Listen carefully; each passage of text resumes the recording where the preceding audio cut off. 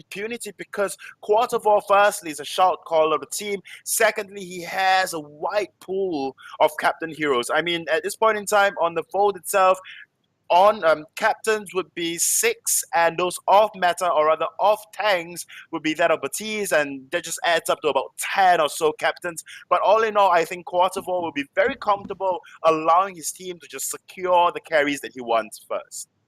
Yeah, certainly. If your captain is comfortable on most or all of the meta captains at the moment, you have got a lot to choose from, and they just cannot ban them all away from you.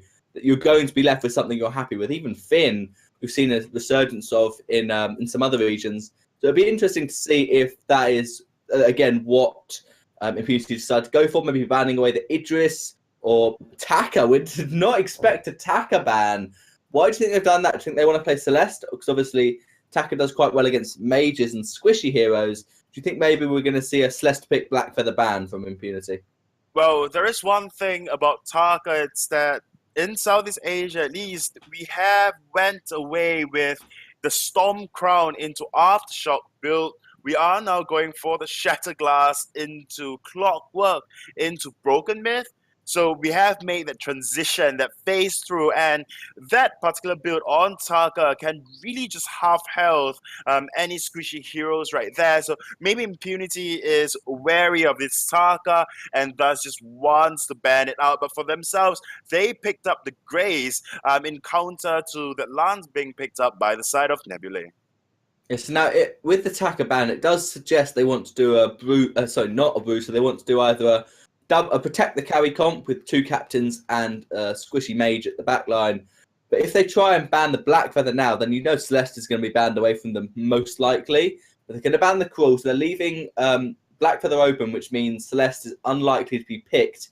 They could just go for Blackfeather themselves if it is left open, and that would be a reasonably strong draft from Impunity. They have a lot of flexibility, and they just have to last pick to counter whatever NUBELAE want. NUBELAE here, I think they can ban. There's not anything they need to ban. They could get rid of the glaive if that's something they don't want to play against. Yeah, they are going to do that. So now I'd expect Blackfeather pick from Impunity here. And it is. There you go. And what do you think? What comp are NUBELAE going to go for? They've got lots of stuff they can do. What are you expecting? Maybe a weapon kestrel? What do you think, Luxuria? Well, NUBELAE really just rely on trophies on that carry role, on that mage carry role. We saw yesterday when they went with the Lance Catherine and of course the CP Idris just to chain their CCs together. But today I think we'll be seeing something largely similar. Of course, trophies would probably be on that Sky and Iron Wheel Die on that Lance. If not, then if Delphi is playing for them, then at least Delphi will be on that Lance, and then Iron Wheel Die can be on that Sky. But Iron Wheel Die on Sky hasn't quite been seen very often. He's usually that weapon, or rather the weapon jungler of the team, and trophies would generally want to be on that, mage role. Unless, of course, if they've shaked up their roster this time, removed the starters, subbed in some other players for their own team, then we might see a very different draft coming out from the side of NUBELAE. Yeah, I know it sounds weird. I quite like to see an Alpha as the last pick with the CP Sky lane, because it does really well against Blackfeather, and it does really well if they want to pick any squishy Crystal Power Mage as the last pick. But that's just me. We saw a little bit of Alpha yesterday in EU once, but she's not seen a lot of love very recently. But yeah, I think it is much more likely that we could even see a Grumpjaw. That is a nice pick for Iron Wheel Die. He does love to play heroes, assassins like Grumpjaw, and because obviously Glaive and Taka have all been taken off the fold, there aren't that many comfort picks left. Well, definitely. So the draft will be restarted, and all in all, it will be very, very similar drafting. We'll be seeing a Blackfeather coming out for the side of Impunity, and for the side of NUBELAE. Honestly, they have quite a variety of heroes they can go for their last pickup. I really do not think. There you go. So I Agree You Die will be on that land, and we have trophies once again on that sky, and Delphire will be on the Ardent. If not, then Truffless will be on that Ardent. Whereas for the side of Impunity, they can immediately just secure that Celeste. Celeste will do relatively well. If not, then at least a Scarf going up against a CP Sky in the early game, or even a CP Idris will do relatively well. Now, the problem with picking something like Celeste or Scarf is that Weapon Lance does really well against you. Weapon Lance just can go in and will delete any backline mage that you've got until Grace hits level 6. And even then, if you get a good stun timing with the Githian Wall, you can burst them down, force the Grace ult, just back off for a couple of seconds, and then go straight back in with another Impale. So I think it's risky to go that. I think Idris would be a really smart pick as well, because he can outpoke Sky. And the hyper carry comp just does not work if you have as much dive as Blackfeather Idris does. So I agree with you there. They could go for the Celeste or Scarf, but I think that would be a slightly worse pick for them. Yep, CP Idris is still on the table, and we saw the amount of damage a Chakram can actually put out once you get your first Shattered Glass, if not then Frostburn. And we saw a rather peculiar... Ooh. Day, they must clearly be comfortable with these three people, and I do agree with you, because yesterday we saw some fantastic Lance plays, but they've decided that it wasn't good enough, so they're just going to swap out, put in Saiyajin on the captain, and we're going to see an aggressive rotation from Impunity going in as 3 to try and pop a scout trap. Saiyajin's not going to have that for very long, and they're just obviously going to try and take away this mid-trim. But actually, Saiyajin gets the first hit, that brings it towards Nebula's side. It's secured by Impunity. Defq gets that, and now they're going in. Saiyajin going very low. He's going to have to force Healing Flask, and the flare will spot out where he's going. That'll be a kill for Blue City on this Crystal Power Blackfeather, and early game first blood to Impunity. Yep, first blood on the secret weapon of Nebulae. Well. Honestly, Impunity for all the Southeast Asia teams will definitely be the role model, be the threat of the fold. I mean, they have made a name for themselves. They beat the champions of the previous split, or rather the previous season. We had Infamous sitting very high up there in the previous season, but Impunity just came in during lives and put up quite a show, to be honest. Took Infamous to a game of 5, winning them 3-2. It was a rather close matchup all in all, but with that, Impunity's confidence definitely is going up the roof, and in the recent weeks itself, we've seen Impunity just putting in so much work. And like I mentioned before in the previous week, it's that Impunity, they train up to 11 hours every single day just to keep up team synergy and of course their team comms and what have you not. So honestly, you know, for the side of Nebula, it will be a tough fight. It certainly will. Impunity are slightly ahead at the moment. I Agree You Die is rotating up, and Trophies with the double weapon blade, yeah, is most likely still going to be a CP Sky. That's probably just helping him out in the early game, because going double weapon would just be such a big risk with not much reward.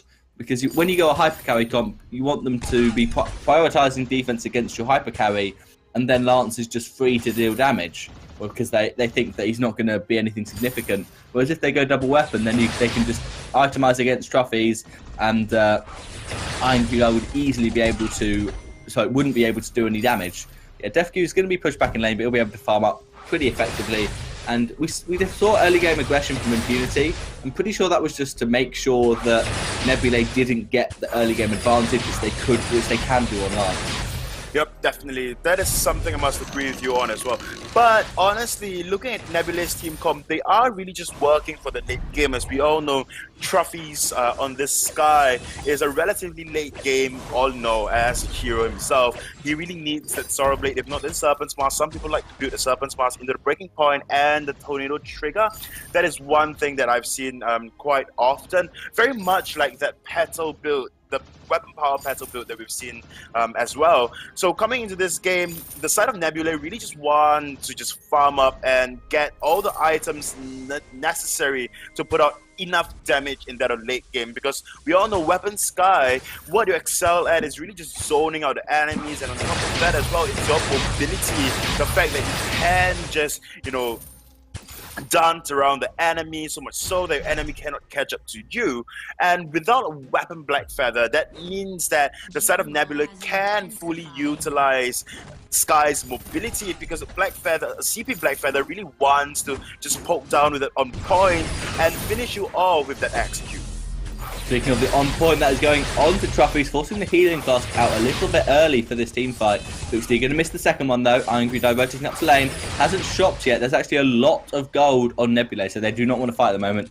Just going to back off, and we're going to find out. Truffy's picks up a Shattered Glass, so it will be CP Sky. I agree, that's the smart decision.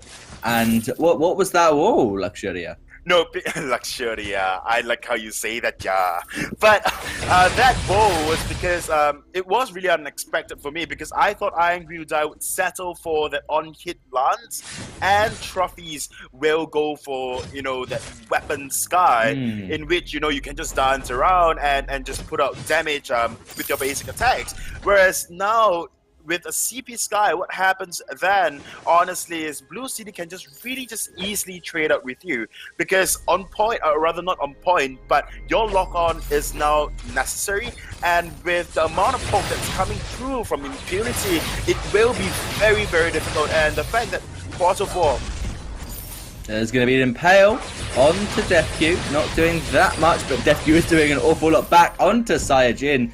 He is forced to back off very far behind his target. There's the Impale, does miss. Iron dies to sitting up. Saiyajin tries to save his life, but dies in the process. Truffy's going to put down the Death above, and the nice score barrage hitting up Blue Steve, but he needs to be careful of DefQ. There are minions to try and body block that Glimmer shot. DefQ popping the healing flask. Now Blue Steve is not going to walk into that Impale. Easy on point on Iron Gudai, and the Rose offensive under turret. He gets pushed back, but he runs offensive hearts forward. The turret shot does not quite do enough, and now Impunity, turret siege, weapon kestrel, easy tier 1 turret. And this is what I'm talking about. Without your lock-on a the fight's going to continue though. Impale does actually land, but he has no vision on DefQ as he runs away invisible. And that's going to be a lovely stun on the Death above and the active camera. Angry died going solo, but the fountain was picked up by Saiyajin when he died and used to keep Angry alive. Truffy's wants more, but DefQ's going to back off, and I don't think NUBELAE are going to get anything from this. The fight now is over.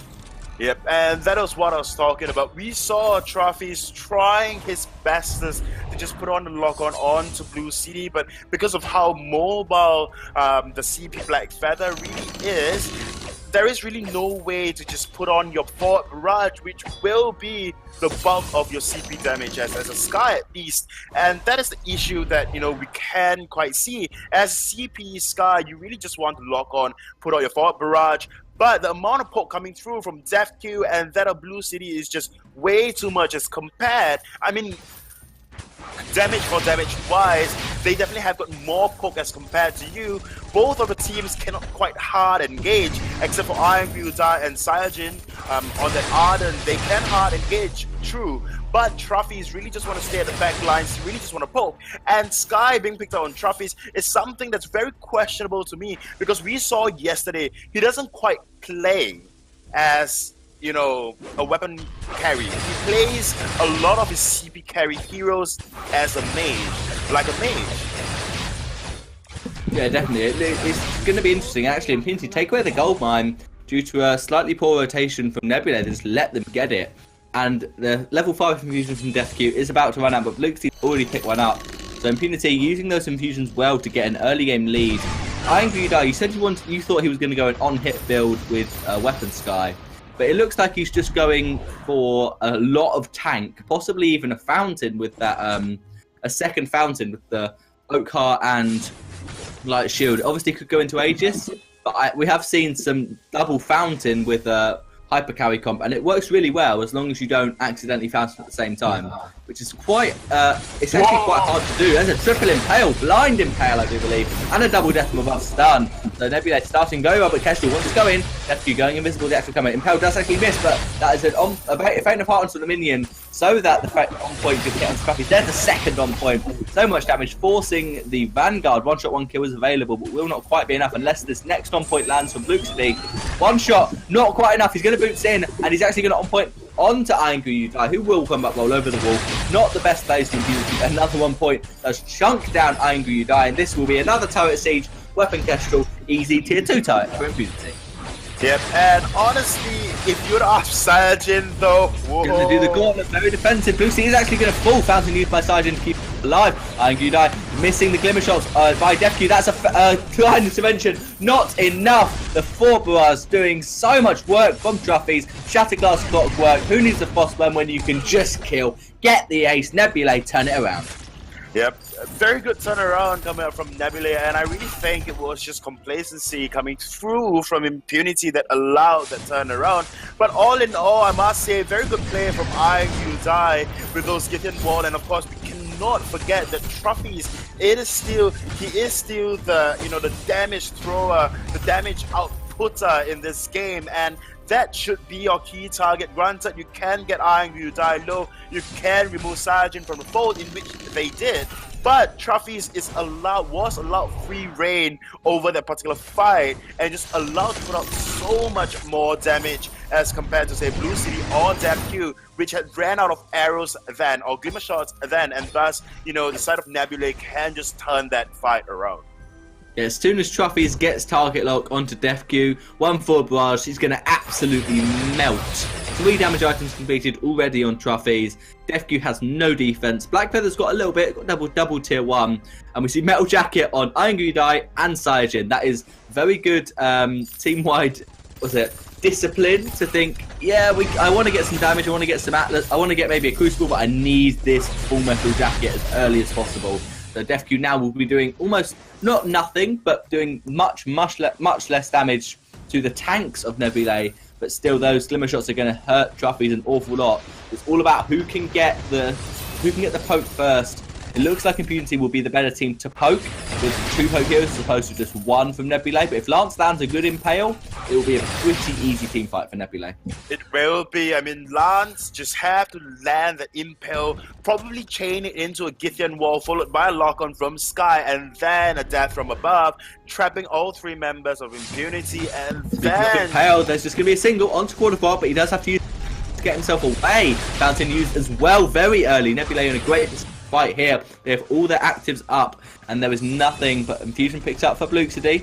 Nothing on Quarter War for him to use. And so Quarter War is like, no, guys, don't fight. I used everything to keep myself alive except for my ultimates and Echo. Now NUBELAE could try and sneak a gold mine. They know Impunity's rotating up to lane. The Trophies could be out of position. It'll be okay. 4 barrage to do a little bit of poke, but not going to do too much. Blue City wants to get that on point, but does not care. Great rose offensive to dodge the impale. But that is the first divine intervention used. Stun onto IMUDai, but the gauntlet does come down. And a stun to Githian wall into the gauntlet wall. Definitely going to get held up. The divine intervention will keep him nice and healthy. The Trophies on the back line going to get the fountain, keep him up. Sajin going very low. All 6 members of the fold are quite low. 1 shot, taking Trophies even lower. And he does actually Black Feather. Sky picks up the Black Feather. Now DefQ's going to try and run away. And blind! He gets it! IMUDai with the plays. Quarter War will not be able to get away from this Sky. That's a Frostburn. That's an ace. NUBELAE of turning this game right around. NUBELAE definitely playing very, very well then. Sajin, I mean, there's a couple of times where I saw Sajin and I was just sitting on the edge of my chair. He just got down so low, but honestly, the only reason NUBELAE can come out ahead in the team fight really was because the activatables coming out from the side of Quarter Ball was actually popped earlier on into the team fight, and NUBELAE immediately just capitalized on that and just won that team fight. And of course, IMUDai on this Lance is really a force to be reckoned with. Yeah, definitely the impale, the blind impale onto DefQ. No idea where he was, just think he's probably going this way, and he was. IMUDai does look like he's going to get a Solar Blade second item, so that works really well on Weapon Lance to make sure your damage scales once DefQ picks up a bit of Crystal defense, which he has decided to go for Aegis as the 4th item as opposed to 4 damage. And Quarter War forced to pop the Fountain and Crucible on himself. Once again, NUBELAE poking before the fight even started on the captain, and Trophies with the Sui Strike over the wall could have been in trouble, but Impunity have backed off. And so NUBELAE once again are in a great position because they know Fountain Crucible isn't up, but they're just going to pour home because they got a little bit of gold. Want to repop their infusions and get properly ready for the fight. Yep, Impunity really have to rework the strategy at this point in time. They allowed Trophies to just farm up a little way too much. Currently sitting add 3 full items, and of course waiting for the broken myth. With that, just 4 items, build a slumbering husk, and honestly Trophies can just put out so much damage with just 1 lock on. Whereas you look over at Blue City, granted he has got his defense, and you look over at DevQ, he has got his defense as well, but they cannot quite build against that of Iron Guildai and Trophies at the right amount. There's going to be the Impale double stun, actually. Blue City going extremely low. Has got double tier 1 defense, but it's not quite enough for that tension bow block on Iron Guildai. Impale does miss. That could be the cue for Impunity. No, just a couple of glimmer shots. On point does fail. Now NUBELAE rotating through Impunity's jungle, clearing out the vision. Poke from Trophies. He hasn't got a broken myth, so it won't be stacking up, but they have started both these fights by poking out Quarterfire before the fight, and the Impale does not, so the basic attack does not quite connect onto DevQ, but he's extremely low on energy, so he's forced to fall home back to the base. And that is an Impale onto, once again, Quarterfire slightly out of position. Will he be forced to use the Crucible and Phantom himself? He will use the water, use his boots. Echo on the Gauntlet just for Quarterfire, forced Divine Intervention and Fountain, and he will probably echo that, try and Divine Intervention himself again, but it will not be enough, and Quarterfire goes down. NUBELAE will not be able to get this Goldmine though, because it's going to despawn, and they wasted Echo, 100-second cooldown on Arden just for the captain. Was that worth it, Luxury? Are they going to get this Kraken, or are they going to try and get an ace? Well, if they actually push for this Kraken, then it will definitely be worth it for them. However, if they are hesitant, but as we can tell, they are not hesitant whatsoever. They will be going in to take this Kraken. However, 1-shot 1-kill will be up for DevQ. And that, if it is sniped by DevQ, then it will be a very bad day for the side of NUBELAE. However, they will be able to secure this Kraken, all good and dandy for them. And now they just have to siege with this Kraken, else this Kraken will just get very, very low before even the anchor turret. Yeah, they are trying to farm up because Trophies didn't have quite the gold for a broken myth. So he nipped down to the shop to get that, and in response, Impunity went, yep, we know you're not at this Kraken, let's just half-health it before you even fight. That's an Impale onto Blue City and a pushback, so there's going to be a stun, only onto Sajin though, full barrage, chunking out Quarterfire, the block's not enough, he doesn't use the Fountain, doesn't use the ultimate, try because he didn't want to use it on himself, and there's the lock on, DevQ, that's a full barrage, not in the right direction, Trophies could be in a lot of trouble, but they're not quite going to get the basic attack onto him. DevQ's getting poked down a little bit. Sajin could be out of position. He has not got anything. He's at he gauntlets to try and dodge the 1-shot 1-kill, but Blue City gets it with and on point. And the Kraken, 1 turret, not too great for NUBELAE. I think Trophies, 4 barrage in not quite the right direction. He thought he could move up, but the map wasn't there for him to do so. Yep, and one thing as well was that, granted, he did not have enough gold for that infusion or even that broken myth, but honestly, that Kraken had, you know, the side of NUBELAE just... DevQ tries to face check, thinking there's no scout drop, and he does just about survive! Pale comes through, wasting the Divine Intervention and the Angry. He's trying to survive, but Sajin is back up to be an ace, and Grace gets the kill with the mace in the face. But Sajin is still up, so it's not disaster. NUBELAE trade their 2 kills, 2 lives for 1 kill onto DevQ. So that was really interesting. Trophies caught out DevQ. DevQ walked into the bush where they had vision, and DevQ still managed to get the kill. Yep. So I mean. DevQ is a very, very mechanically skilled player all in all, and the amount of damage that he has, whereas for Trophies, he really needs the lock on, he needs the Void Barrage, he needs to prep up, yeah, he needs to ramp up for his damage, whereas DevQ fires 4 glimmer shots in your face, or just 1 or 2 glimmer shots in your face, and you are done for. And thus, I guess the trade-off will be rather logical, all in all. But if Impunity continue making mistakes like this, it will be very, very bad. As we can tell, NUBELAE is definitely looking very, very strong at this point in time. They certainly are. Both teams rotating towards the Kraken to try and fight. It's not up yet, but try and fight for map position. And Kraken will probably spawn quite soon.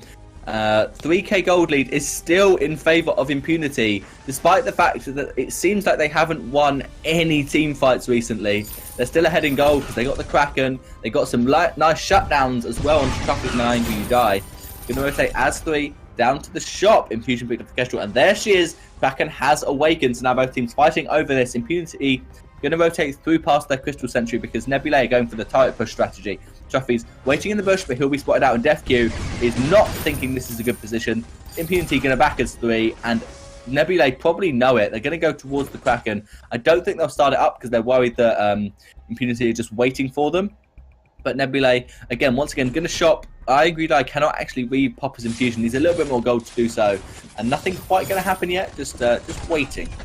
Yep, they probably just want to have all the infusions up before they find the next team fight. However, Impunity is strutting down lane at this point in time, reversing or just going back on the strategy that NUBELAE comes up. Sajin face checking, or rather checking up on all 3 members of Impunity at this point in time. Sajin in trouble. He's going to boots away, but he'll be okay. And now Angry Die and Trophies are going to try and pull it home. But the thing is, Impunity have got a tier 3 turret to try and take, whereas NUBELAE had nothing, and that tier 3 turret going very low. One shot is available, so I reckon Sajin needs to body block that. Nope, Kestrel's not even going to try and get the turret a bit lower. And so now NUBELAE did just about defend their tier 3 turret, and now Impunity have great map control. They're just going to pop as much vision as they can. Court d'Ivoire going to miss 2 scout traps, but not too bad. And now they don't want to start the Kraken. Angry Die does manage to repop his infusion. Truffy's is basically fully built at this point. He's got the Piercing Shard, and you don't really need to build that into a second Broken Myth. The Piercing Shard's enough to get through the Aegis. And once again, Impunity, the same rotation. NUBELAE have had enough. They're going to Water Reds in, and there's going to be Lance going in. Gauntlet comes through. Echo down. DefQ is stuck in the middle of 2 Gauntlets, but he walks out with the block. And now Bluestee's going to try and get into Sky, but there's no chance with those Gauntlets. And now the second Divine Connection comes through. Bluestee 912 healing.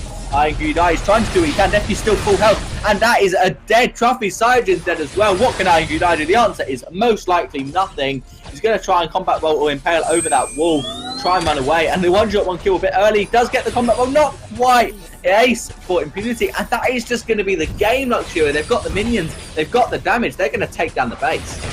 They will be. Very well played to NUBELAE. They look like they almost had that game, but rotation-wise, they just did not beat Impunity to it. We saw when Impunity was marching down lane, NUBELAE was just very hesitant to pull back, and when they finally actually did, the anchor turret was already taken down to half health. And what happened in the team fight was that Truffy's had burned all of his abilities on Court d'Ivoire, which is not really the target that you want to go for. And after all his abilities were down, Blue City immediately jumped on Truffy's, removed him from the fight. The next target was Sajin, and afterwards Angry Die was just left standing.